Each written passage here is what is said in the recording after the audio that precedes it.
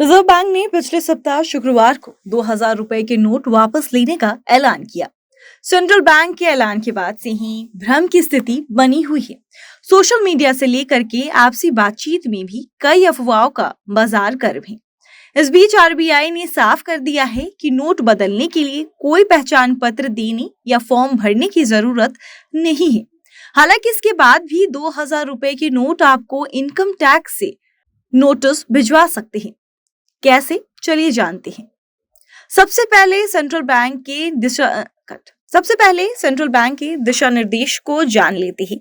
आप किसी भी नजदीकी बैंक ब्रांच में जाकर 2000 रुपए के नोट को बदल सकते हैं या अपने बैंक अकाउंट में जमा करा सकते हैं। इसके लिए रिजर्व बैंक ने लोगों को 30 सितंबर 2023 तक का समय दिया है। रिजर्व बैंक ने नोट बदलने की सूरत में एक बार के लिए अधिकतम 10 नोट की सीमा तय की है। इसका मतलब हुआ कि आप एक बार में ज्यादा से ज्यादा 20,000 रुपए के बराबर वैल्यू वाले 2000 रुपए के नोट बदल सकते हैं। हालांकि अगर आप अपने अकाउंट में इन्हें जमा कराते हैं तब कोई लिमिट नहीं है। जिन लोगों के पास बहुत ज्यादा कैश पड़ा है, दिक्कतें उन्हें आनी है। बहुत ज्यादा कैश का मतलब 2000 रुपए के ढेर सारे नोट। चूंकि एक बार में अधिकतम 10 नोट को ही बदला जा सकता है, ऐसे में बहुत सारे नोटों को निपटाने के लिए उन्हें बैंक अकाउंट में जमा कराना सुविधाजनक विकल्प है।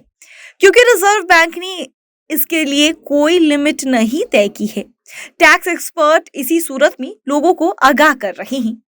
अगर आपके पास भी ढेर सारा कैश यानी 2000 रुपए के नोट हैं, तो अपने बैंक अकाउंट में उन्हें जमा कराने से पहले इस बात के कागजात और समूह जरूर अच्छे से मेंटेन कर ले, जिनके आधार पर आप जरूरत पड़ने पर ये साबित कर सकेंगे कि पैसे का स्रोत क्या है।